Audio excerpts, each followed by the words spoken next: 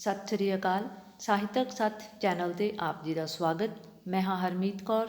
ਅੱਜ ਦੀ ਕਲਾਸ ਵਿੱਚ ਅਸੀਂ ਹਰਭਜਨ ਹਲਵਾਰਵੀ ਦੁਆਰਾ ਰਚਿਤ ਕਵਿਤਾ ਬਣਵਾਸ ਦੀ ਪ੍ਰਸੰਗ ਸਹਿਤ ਵਿਆਖਿਆ ਕਰਨ ਜਾ ਰਹੇ ਹਾਂ। ਹਰਭਜਨ ਹਲਵਾਰਵੀ ਨਕਸਲਵਾਦੀ ਲਹਿਰ ਦੇ ਪ੍ਰਭਾਵ ਅਧੀਨ ਉਪਜੀ ਜੁਝਾਰਵਾਦੀ ਕਾਵ ਲਹਿਰ ਦੇ ਪ੍ਰਮੁੱਖ ਕਵੀ ਹਨ, ਜਿਨ੍ਹਾਂ ਨੇ ਬਣਵਾਸ ਕਵਿਤਾ ਦੇ ਵਿੱਚ ਅਜੋਕੇ ਮਨੁੱਖ ਦੀ ਇਸ ਸਮਾਜ ਦੇ ਵਿੱਚ ਜੋ ਹੈ ਅਣਚਾਹੀ ਸਥਿਤੀ ਭਾਵ ਬੇਲੋੜੀ ਜੋ ਉਪਜ ਹੈ ਇਸ ਮਨੁੱਖ ਦੀ ਇਸ ਸੰਸਾਰ ਦੇ ਵਿੱਚ, ਇਸ ਸੰਸਾਰ ਰੂਪੀ ਜੰਗਲ ਦੇ ਵਿੱਚ, ਉਸ ਨੂੰ ਬਿਆਨ ਕੀਤਾ ਹੈ ਕਿ ਅਜੋਕਾ ਮਨੁੱਖ ਕੀ ਸੋਚ ਰਿਹਾ ਹੈ ਕਿ ਜਿਸ ਜੰਗਲ 'ਚ ਅਸੀਂ ਅਣਚਾਹੇ ਉੱਗੇ ਹਾਂ, ਭਾਵ ਸਮਾਜ ਜੋ ਹੈ ਇੱਕ ਜੰਗਲ ਦਾ ਰੂਪ ਧਾਰਨ ਕਰ ਚੁੱਕਿਆ ਹੈ। ਕਿਉਂਕਿ ਜਿਸ ਤਰ੍ਹਾਂ ਜੰਗਲ ਦੇ ਵਿੱਚ ਵੰਨ ਸੁਵੰਨੇ ਖੂੰਖਾਰ ਜੰਗਲੀ ਜਾਨਵਰ ਹੁੰਦੇ ਹਨ, ਠੀਕ ਇਸੇ ਤਰ੍ਹਾਂ ਸਮਾਜ ਦੇ ਵਿੱਚ ਵੀ ਬਹੁਤ ਖੂੰਖਾਰ ਮਨੁੱਖ ਹਨ, ਜਿਨ੍ਹਾਂ ਸਦਕਾ ਜੋ ਹੈ ਆਮ ਮਨੁੱਖ ਦੀ ਹੋਂਦ ਜਿਹੜੀ ਹੈ ਉਹ ਅਣਹੋਂਦ ਬਣ ਕੇ ਰਹਿ ਗਈ ਹੈ। ਜਿਸ ਤਰ੍ਹਾਂ ਜੰਗਲੀ ਜਾਨਵਰ ਜਿਹੜੇ ਹਨ ਉਹ ਛੋਟੇ ਜਾਨਵਰਾਂ ਨੂੰ ਖਾ ਜਾਂਦੇ ਹਨ, ਠੀਕ ਇਸੇ ਤਰ੍ਹਾਂ ਇਸ ਸੰਸਾਰ ਰੂਪੀ ਜੰਗਲ ਦੇ ਵਿੱਚ ਵੀ ਬਹੁਤ ਸਾਰੇ ਵੱਡੇ ਜਿਹੜੇ ਹਨ ਆਪਣੇ ਆਪ ਨੂੰ ਉਹ ਮਨੁੱਖ ਸਮਝਦੇ ਹਨ, ਪਰ ਮਨੁੱਖ ਦੇ ਰੂਪ ਦੇ ਵਿੱਚ ਉਹ ਅਜਿਹੇ ਰਾਖਸ਼ ਹਨ, ਅਜਿਹੇ ਜੰਗਲੀ ਇਨਸਾਨ ਹਨ, ਜਿਨ੍ਹਾਂ ਦੇ ਸਾਹਮਣੇ ਆਮ ਮਨੁੱਖ ਦੀ ਜਿਹੜੀ ਹੋਂਦ ਹੈ ਉਹ ਅਣਹੋਂਦ ਬਣ ਕੇ ਰਹਿ ਜਾਂਦੀ ਹੈ। ਇਸ ਲਈ ਕਵੀ ਕਹਿ ਰਿਹਾ ਹੈ ਕਿ ਅੱਜ ਦੇ ਮਨੁੱਖ ਨੂੰ ਭਾਸਦਾ ਹੈ ਕਿ ਜਿਸ ਜੰਗਲ 'ਚ ਅਸੀਂ ਅਣਚਾਹੇ ਉੱਗੇ ਹਾਂ, ਭਾਵ ਇਸ ਸਮਾਜ ਰੂਪੀ ਜੰਗਲ ਦੇ ਵਿੱਚ ਮਨੁੱਖ ਜੋ ਹੈ ਉਹ ਅਣਚਾਹਿਆ, ਭਾਵ ਆਪਣੀ ਇੱਛਾ ਅਨੁਸਾਰ ਨਹੀਂ, ਜਾਂ ਜਿਸ ਦੀ ਕਿਸੇ ਨੂੰ ਲੋੜ ਨਹੀਂ, ਉਹ ਬੇਲੋੜਾ ਹੈ। ਜਿਸ ਤਰ੍ਹਾਂ ਜੰਗਲ ਦੇ ਵਿੱਚ ਜੋ ਹੈ ਨਿੱਕੇ ਨਿੱਕੇ ਪੌਦੇ ਜਿਹੜੇ ਹਨ, ਘਾਹ ਵਗੈਰਾ ਬੇਮਤਲਬ ਉੱਗ ਜਾਂਦੇ ਹਨ, ਠੀਕ ਇਸੇ ਤਰ੍ਹਾਂ ਇਸ ਸੰਸਾਰ ਦੇ ਵਿੱਚ ਜੋ ਹੈ ਮਨੁੱਖ ਦੀ ਪੈਦਾਇਸ਼ ਜੋ ਹੈ ਉਹ ਵੀ ਅਣਚਾਹੀ ਜਿਹੀ ਹੋ ਗਈ ਹੈ। ਇਹ ਉੱਥੇ ਰੂੜੀ ਦੀ ਤਾਂ ਸ਼ਾਇਦ ਹਰ ਵਰ੍ਹੇ ਸੁਣੀ ਜਾਂਦੀ ਹੈ, ਬੰਦੇ ਦੀ 12 ਵਰ੍ਹੇ ਪਿੱਛੋਂ ਵੀ ਨਹੀਂ। ਕਵੀ ਕਹਿ ਰਿਹਾ ਹੈ ਕਿ ਇਸ ਸਮਾਜ ਰੂਪੀ ਜੰਗਲ ਦੇ ਵਿੱਚ ਜੋ ਹੈ ਰੂੜੀ ਦੀ ਤਾਂ ਸ਼ਾਇਦ, ਭਾਵ ਜੋ ਬਿਲਕੁਲ ਹੀ ਬੇਲੋੜੀ ਚੀਜ਼ ਹੈ, ਉਸ ਦੀ ਤਾਂ ਸ਼ਾਇਦ 12 ਵਰ੍ਹੇ ਹਰ ਵਰ੍ਹੇ ਸੁਣੀ ਜਾਂਦੀ ਹੈ, ਬੰਦੇ ਦੀ 12 ਵਰ੍ਹੇ ਪਿੱਛੋਂ ਵੀ ਨਹੀਂ। ਕਿਉਂਕਿ 12 ਵਰ੍ਹੇ ਜਿਹੜੇ ਹਨ ਇਹ ਵੀ ਇੱਥੇ ਸੰਕੇਤਕ ਰੂਪ ਦੇ ਵਿੱਚ ਕਵੀ ਨੇ ਪ੍ਰਤੀਕ ਵਜੋਂ ਵਰਤੇ ਹਨ ਕਿ ਜਿਸ ਤਰ੍ਹਾਂ ਕੌਰਵਾਂ ਨੂੰ ਜੋ ਸੀ ਬਣਵਾਸ ਮਿਲਿਆ ਸੀ 12 ਸਾਲ ਦਾ ਪਾਂਡਵਾਂ ਨੂੰ, ਔਰ ਇਸੇ ਤਰ੍ਹਾਂ ਸ਼੍ਰੀ ਰਾਮ ਚੰਦਰ ਨੇ 14 ਸਾਲ ਦਾ ਬਣਵਾਸ ਭੋਗਿਆ ਸੀ, ਪਰ ਉਹਨਾਂ ਨੂੰ ਇੱਕ ਉਮੀਦ ਸੀ, ਇੱਕ ਆਸ ਸੀ ਉਹਨਾਂ ਦੇ ਦਿਲਾਂ ਦੇ ਵਿੱਚ ਕਿ 12 ਸਾਲ ਦਾ ਬਣਵਾਸ ਭੋਗਣ ਤੋਂ ਬਾਅਦ ਜੋ ਹੈ ਉਹਨਾਂ ਨੇ ਸਮਾਜ ਦੇ ਵਿੱਚ ਆਪਣੇ ਰਾਜ ਭਾਗ ਦੇ ਵਿੱਚ ਵਾਪਸ ਪਰਤ ਜਾਣਾ ਹੈ। ਪਰ ਇਸ ਸਮਾਜ ਰੂਪੀ ਜੰਗਲ ਦੇ ਵਿੱਚ ਰਹਿੰਦਿਆਂ ਹੋਇਆਂ ਮਨੁੱਖ ਜੋ ਹੈ ਜਿਉਂਦੇ ਜੀ ਸਾਰੀ ਉਮਰ ਹੀ ਬਣਵਾਸੀਆਂ ਵਾਂਗ ਬਣਵਾਸ ਭੋਗ ਜਾਂਦਾ ਹੈ, ਕਿਉਂਕਿ ਇਸ ਸਮਾਜ ਦੇ ਵਿੱਚ ਜੋ ਹੈ ਮਨੁੱਖ ਦੀ ਕੋਈ ਕਦਰ ਨਹੀਂ ਹੈ, ਉਸ ਦੀ ਹੋਂਦ ਵੀ ਅਣਹੋਂਦ ਬਣ ਕੇ ਰਹਿ ਗਈ ਹੈ। 12 ਸਾਲ ਦੇ ਵਣਵਾਸ ਪਿੱਛੋਂ ਵੀ ਮਨੁੱਖ ਨੂੰ ਜੋ ਹੈ ਇਸ ਸਮਾਜ ਰੂਪੀ ਜੰਗਲ ਦੇ ਵਿੱਚ ਰਹਿੰਦਿਆਂ ਹੋਇਆਂ, ਭਾਵ ਲੰਬਾ ਵਕਤ ਜੋ ਹੈ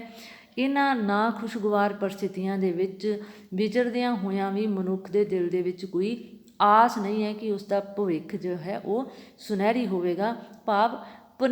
ਜੋ ਆਪਣੇ ਭਵਿੱਖ ਦੇ ਪ੍ਰਤੀ ਚਿੰਤਾਤੁਰ ਹੈ ਮਨੁੱਖ, ਕਿਉਂਕਿ ਉਸ ਦਾ ਵਰਤਮਾਨ ਜੋ ਹੈ ਉਹ ਬਹੁਤ ਹੀ ਗੰਧਲਾ ਹੈ, ਔਰ ਗੰਧਲੇ ਵਰਤਮਾਨ ਤੋਂ ਜੋ ਹੈ ਉਹ ਚੰਗੇ ਭਵਿੱਖ ਦੀ ਸਿਰਜਣਾ ਕਿਵੇਂ ਕਰ ਸਕਦਾ ਹੈ। ਇਸ ਲਈ ਇਸ ਸਮਾਜ ਰੂਪੀ ਜੰਗਲ ਦੇ ਵਿੱਚ ਰਹਿੰਦਿਆਂ ਹੋਇਆਂ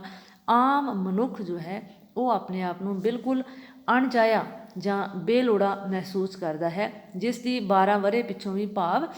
ਲੰਬਾ ਵਕਤ ਗੁਜ਼ਾਰਨ ਤੋਂ ਬਾਅਦ ਵੀ ਉਸ ਨੂੰ ਜ਼ਿੰਦਗੀ ਦੇ ਵਿੱਚ ਕੁਝ ਚੰਗਾ ਵਾਪਰਨ ਦੀ ਆਸ ਨਹੀਂ ਹੈ। ਇਹ ਜ਼ਰੂਰੀ ਵੀ ਨਹੀਂ ਕਿ ਬਣਵਾਸ 12 ਵਰ੍ਹਿਆਂ ਦਾ ਹੀ ਹੋਵੇ, ਕਿਉਂਕਿ ਜੋ ਪਾਂਡਵਾਂ ਨੂੰ ਜੋ ਬਣਵਾਸ ਮਿਲਿਆ ਸੀ ਉਹ ਤਾਂ ਨਿਸ਼ਚਿਤ ਸੀ ਕਿ 12 ਸਾਲਾਂ ਬਾਅਦ ਉਹਨਾਂ ਨੇ ਵਾਪਸ ਪਰਤ ਆਉਣਾ ਸੀ। ਪਰ ਅੱਜ ਦੇ ਮਨੁੱਖ ਜੋ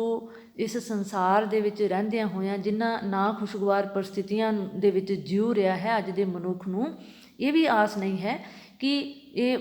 12 ਸਾਲਾਂ ਬਾਅਦ, ਭਾਵ ਇੰਨੇ ਵਕਤ ਬਾਅਦ ਉਸ ਦੀ ਜ਼ਿੰਦਗੀ ਦੇ ਵਿੱਚ ਕੋਈ ਆਸ਼ਾ ਦੀ ਕਿਰਨ, ਕੋਈ ਆਸ ਪੈਦਾ ਹੋਣੀ ਹੈ, ਉਸ ਦੀਆਂ ਆਸਾਂ ਨੂੰ ਬੂਰ ਪੈਣਾ ਹੈ, ਭਾਵ ਉਸ ਦੇ ਚੰਗੇ ਦਿਨ ਆਉਣੇ ਹਨ। ਕਿਉਂਕਿ ਚੰਗੇ ਦਿਨਾਂ ਦੀ ਆਸ ਦੇ ਵਿੱਚ ਜੋ ਹੈ ਉਹ ਜਿਉਂ ਤਾਂ ਰਿਹਾ ਹੈ, ਪਰ ਚੰਗੇ ਦਿਨ ਜਿਹੜੇ ਹਨ ਉਹ ਉਸ ਨੂੰ ਪ੍ਰਾਪਤ ਹੋਣਗੇ ਜਾਂ ਮਿਲ ਜਾਣਗੇ, ਜਾਂ ਚੰਗੇ ਦਿਨਾਂ ਦੇ ਵਿੱਚ ਉਹ ਜ਼ਿੰਦਗੀ ਮਾਣੇਗਾ, ਉਸ ਦੀ ਜ਼ਿੰਦਗੀ ਦੇ ਵਿੱਚ ਉਹ ਖੁਸ਼ੀਆਂ ਜਾਂ ਉਸ ਦੀਆਂ ਮਨੋਕਾਮਨਾਵਾਂ ਜਿਹੜੀਆਂ ਨੇ ਉਹ ਪੂਰੀਆਂ ਹੋਣਗੀਆਂ, ਇਸ ਦੀ ਉਸ ਨੂੰ ਕੋਈ ਆਸ ਨਹੀਂ ਹੈ। ਕਿਉਂਕਿ 12 ਸਾਲ ਨਹੀਂ ਭਾਵੇਂ ਸਾਰੀ ਉਮਰ ਵੀ ਉਸ ਦੀ ਜੋ ਹੈ ਬਨਵਾਸ ਵਾਂਗ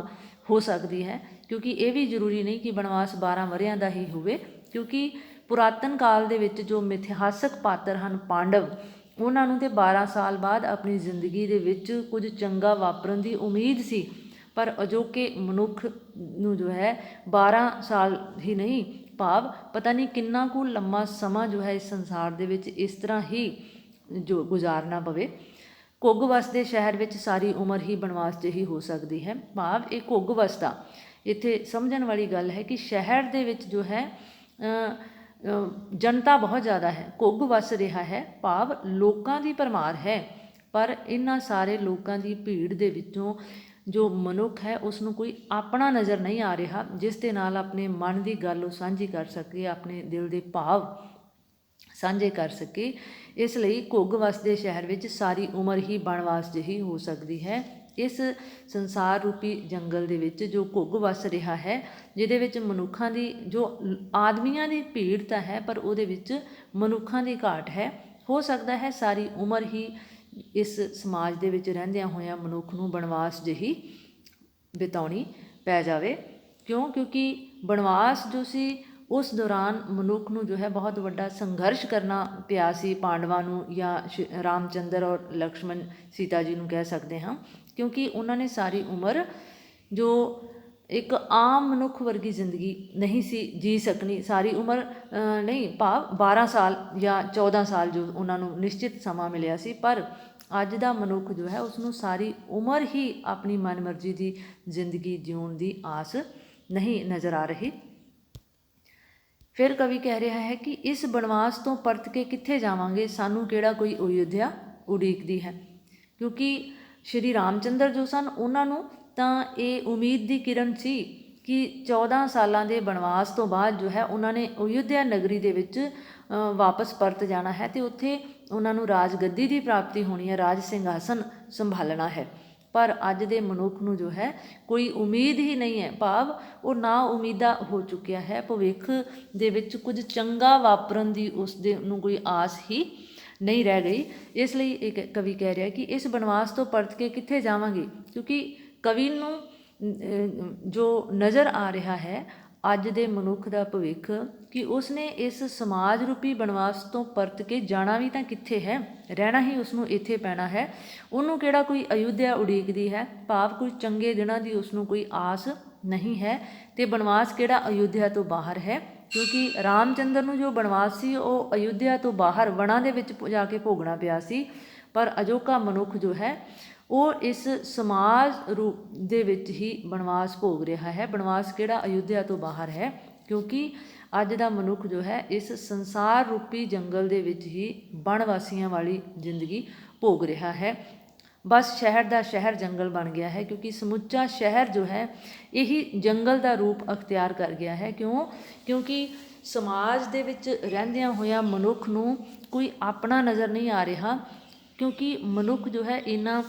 ਸੰਵੇਦਨਹੀਣ ਹੋ ਚੁੱਕਿਆ ਹੈ, ਦੂਸਰਿਆਂ ਦੇ ਦੁੱਖ ਸੁੱਖ ਦੇ ਵਿੱਚ ਸ਼ਾਮਿਲ ਹੋਣ ਕਿ ਦੂਸਰਿਆਂ ਦੇ ਦੁੱਖ ਸੁੱਖ ਨੂੰ ਵੰਡਾਉਣ ਦੇ ਜਿਹੜੇ ਭਾਵ ਹਨ ਉਹ ਅਜੋਕੇ ਮਨੁੱਖ ਦੇ ਮਨ ਦੇ ਵਿੱਚੋਂ ਖਤਮ ਹੋ ਚੁੱਕੇ ਹਨ। ਇਸ ਲਈ ਕਵੀ ਕਹਿ ਰਿਹਾ ਹੈ ਕਿ ਆਓ ਕੋਈ ਇਕੱਲ ਦਾ ਚੁੱਪ ਦਾ ਦਰਦ ਦਾ ਗੀਤ ਛੋਈਏ। ਆਓ ਸਾਰੀ ਮਾਨਵਤਾ ਨੂੰ, ਮਨੁੱਖਤਾ ਨੂੰ ਸੰਬੋਧਿਤ ਹੈ ਕਵੀ ਕਿ ਆਓ ਸਾਰੇ ਜਾਣੇ ਰਲ ਮਿਲ ਕੇ ਇਸ ਇਕੱਲ ਦਾ ਜੋ ਇਹ ਮਾਰੂ ਵਾਤਾਵਰਨ ਹੈ ਇਸ ਵਿੱਚੋਂ ਬਾਹਰ ਨਿਕਲਣ ਦਾ ਕੋਈ ਉਪਰਾਲਾ ਕਰੀਏ। ਆਓ ਕੋਈ ਇਕੱਲ ਦਾ, ਕਿਉਂਕਿ ਅੱਜ ਦੇ ਭਰੇ ਭੁਕੰਨੇ ਸਮਾਜ ਦੇ ਵਿੱਚ ਮਨੁੱਖ ਆਪਣੇ ਆਪ ਨੂੰ ਵਿਛੁੰਨਿਆ ਹੋਇਆ, ਗੁਆਚਿਆ ਹੋਇਆ, ਇਕੱਲਾ ਮਹਿਸੂਸ ਕਰ ਰਿਹਾ ਹੈ। ਇਹਨਾਂ ਕਾਰਨਾਂ ਨੂੰ ਲੱਭਣ ਦੀ ਅਸੀਂ ਕੋਸ਼ਿਸ਼ ਕਰੀਏ, ਕਿਉਂ ਅਜਿਹੀਆਂ ਪਰਿਸਥਿਤੀਆਂ ਪੈਦਾ ਹੋ ਗਈਆਂ ਹਨ, ਅਤੇ ਆਓ ਚੁੱਪ ਦਾ ਦਰਦ ਦਾ ਗੀਤ ਛੋਈਏ। ਇਸ ਚੁੱਪ ਵਾਲੇ ਮਾਹੌਲ ਦੇ ਵਿੱਚ ਜੋ ਹੈ ਮਨੁੱਖ ਦੇ ਦਰਦ ਨੂੰ ਸਮਝਣ ਦੇ ਲਈ ਕੋਈ ਅਜਿਹਾ ਸੰਵੇਦਨਸ਼ੀਲ ਉਪਰਾਲਾ ਕਰੀਏ ਕਿ ਹਰ ਮਨੁੱਖ ਆਪਣੇ ਆਪ ਨੂੰ ਇਸ ਸੰਸਾਰ ਦੇ ਵਿੱਚ ਸੰਸਾਰ ਦਾ ਹਿੱਸਾ ਸਮਝੇ, ਸੰਸਾਰ ਦਾ ਸਮਾਜ ਦਾ ਭਾਗੀਦਾਰ ਸਮਝੇ। ਭਰੇ ਭੁਕੰਨੇ ਸਮਾਜ ਦੇ ਵਿੱਚ ਉਹ ਆਪਣੇ ਆਪ ਨੂੰ ਇਕੱਲਾ ਮਹਿਸੂਸ ਨਾ ਕਰੇ। ਜੰਗਲ 'ਚ ਮੰਗਲ ਲਾਉਣਾ ਹੁਣ ਕੋਈ ਸ਼ੌਕ ਨਹੀਂ, ਸਿਰਫ ਮਜਬੂਰੀ ਹੈ। ਅਤੇ ਕਵੀ ਕਹਿ ਰਿਹਾ ਹੈ ਕਿ ਇਹ ਹੁਣ ਸਾਡੀ ਮਜਬੂਰੀ ਹੈ ਕਿ ਜਿਨ੍ਹਾਂ ਹਾਲਾਤਾਂ ਦੇ ਵਿੱਚ ਵਰਤਮਾਨ ਮਨੁੱਖ ਜੋ ਹੈ ਗੁਆਚਿਆ ਹੋਇਆ ਹੈ, ਇਹਨਾਂ ਹਾਲਾਤਾਂ ਦੇ ਵਿੱਚੋਂ ਬਾਹਰ ਕੱਢਣਾ ਉਸਨੂੰ, ਅਤੇ ਉਸਦੇ ਮਨ ਦੇ ਵਿੱਚ ਜ਼ਿੰਦਗੀ ਨੂੰ ਜਿਉਣ ਦੀ ਆਸ ਭਰਨ ਦੀ ਇੱਕ ਜੋ ਹੈ ਚਿਣਗ ਪੈਦਾ ਕਰਨਾ, ਇੱਕ ਉਸਦੇ ਵਿਚਾਰਾਂ ਨੂੰ ਸਕਾਰਾਤਮਕ ਰੂਪ ਦੇ ਵਿੱਚ ਬਦਲਣਾ ਜੋ ਹੈ ਉਹ ਅੱਜ ਦੇ ਸਮਾਜ ਨੂੰ ਬਦਲਣ ਦੇ ਲਈ, ਮਨੁੱਖ ਦੀ ਸੋਚ ਨੂੰ ਬਦਲਣ ਦੇ ਲਈ ਬਹੁਤ ਜ਼ਰੂਰੀ ਹੈ। ਔਰ ਜੰਗਲ 'ਚ ਮੰਗਲ ਲਾਉਣਾ ਹੁਣ ਕੋਈ ਸ਼ੌਕ ਨਹੀਂ। ਜੰਗਲ 'ਚ ਮੰਗਲ ਭਾਵ ਜੰਗਲ ਦੇ ਵਿੱਚ ਵੀ ਮੰਗਲ, ਭਾਵ ਜੰਗਲ ਦੇ ਵਿੱਚ ਰਹਿੰਦਿਆਂ ਹੋਇਆਂ ਵੀ ਖੁਸ਼ੀਆਂ ਭਰੇ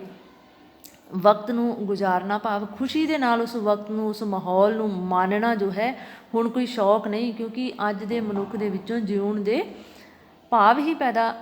ਨਹੀਂ ਹੋ ਰਹੇ, ਭਾਵ ਹੀ ਖਤਮ ਹੋ ਗਏ ਹਨ, ਭਾਵ ਉਹ ਇੰਨਾ ਨਿਰਾਸ਼ ਹੋ ਚੁੱਕਿਆ ਹੈ। ਇਸ ਲਈ ਇਸ ਪਰਿਸਥਿਤੀ ਦੇ ਵਿੱਚੋਂ ਬਾਹਰ ਕੱਢਣਾ ਬਹੁਤ ਜ਼ਰੂਰੀ ਹੈ। ਅਤੇ ਇਸ ਦੇ ਲਈ ਕਿਉਂਕਿ ਮਨੁੱਖ ਦੇ ਮਨ ਦੇ ਵਿੱਚ ਕਿਉਂਕਿ ਜਿਉਣ ਦਾ ਕੋਈ ਚਾਅ, ਕੋਈ ਸ਼ੌਕ, ਕੋਈ ਤਮੰਨਾ ਰਹਿ ਹੀ ਨਹੀਂ ਗਈ, ਜਿਉਣਾ ਉਸਨੂੰ ਮਜਬੂਰੀ ਨਜ਼ਰ ਆ ਰਿਹਾ ਹੈ। ਔਰ ਇਹੀ ਸਭ ਤੋਂ ਵੱਡੀ ਅਧੋਗਤੀ ਦਾ ਸਮਾਂ ਹੈ, ਸਭ ਤੋਂ ਜੋ ਹੈ ਨਾ ਪੱਖੀ ਦੌਰ ਹੈ। ਇਸ ਦੌਰ ਦੇ ਵਿੱਚੋਂ ਮਨੁੱਖ ਨੂੰ ਬਾਹਰ ਕੱਢਣਾ ਅਤੇ ਉਸਦੇ ਹਿਰਦੇ ਦੇ ਵਿੱਚ ਮਨੁੱਖ ਹੋਣ ਦੇ ਭਾਵ ਪੈਦਾ ਕਰਨਾ, ਇਹ ਜੋ ਹੈ ਲੇਖਕ ਦੀ, ਕਵੀ ਦੀ ਜਾਂ ਸਾਡੇ ਸਮਾਜ ਦੇ ਬੁੱਧੀਜੀਵੀ ਵਰਗ ਦੀ ਜੋ ਹੈ ਇੱਕ ਬਹੁਤ ਵੱਡੀ ਲੋੜ ਹੈ ਕਿ ਮਨੁੱਖ ਦਾ ਹਮਾਇਤੀ ਬਣ ਕੇ, ਉਸਦਾ ਦਰਦੀ ਬਣ ਕੇ, ਉਸਦਾ ਦੁੱਖ ਸੁੱਖ ਵੰਡਾ ਕੇ ਉਸਦੇ ਮਨ ਦੇ ਵਿੱਚ ਜ਼ਿੰਦਗੀ ਨੂੰ ਜਿਉਣ ਦੇ ਭਾਵ ਪੈਦਾ ਕਰੇ। ਇੱਕ ਤਰ੍ਹਾਂ ਦੇ ਨਾਲ ਕਵੀ ਨੇ ਜੋ ਹੈ ਇਸ ਸਮਾਜ ਦੇ ਵਿੱਚ ਰਹਿੰਦੇ ਹੋਏ ਮਨੁੱਖ ਨੂੰ ਆਪਣੇ ਫਰਜ਼ਾਂ ਨੂੰ ਨਿਭਾਉਂਦਿਆਂ ਹੋਇਆਂ ਸਮਾਜ ਦੀ ਉਸਾਰੀ ਦੇ ਵਿੱਚ, ਸਮਾਜ ਨੂੰ ਸੰਵਾਰਨ ਦੇ ਲਈ, ਆਪਣਾ ਯੋਗਦਾਨ ਪਾਉਣ ਦੇ ਲਈ ਪ੍ਰੇਰਿਤ ਕੀਤਾ ਹੈ। ਉਮੀਦ ਹੈ ਕਿ ਇਹ ਕਵਿਤਾ ਤੁਹਾਨੂੰ ਬਹੁਤ ਅੱਛੀ ਤਰ੍ਹਾਂ ਅੰਡਰਸਟੈਂਡ ਹੋ ਗਈ ਹੋਵੇਗੀ। ਔਰ ਕੋਸ਼ਿਸ਼ ਕਰੋ ਕਿ ਇਸ ਚੈਨਲ ਨੂੰ ਵੱਧ ਤੋਂ ਵੱਧ ਸਬਸਕ੍ਰਾਈਬ, ਲਾਈਕ ਔਰ ਸ਼ੇਅਰ ਕਰੋ, ਤਾਂ ਜੋ ਹੋਰ ਵਿਦਿਆਰਥੀ ਜਿਹੜੇ ਨੇ ਉਹ ਵੀ ਇਸ ਚੈਨਲ ਦੇ ਨਾਲ ਜੁੜ ਕੇ ਆਪਣੀ ਸਟੱਡੀ ਨੂੰ, ਆਪਣੀ ਪੜ੍ਹਾਈ ਨੂੰ ਪੂਰਾ ਕਰ ਸਕਣ। ਧੰਨਵਾਦ।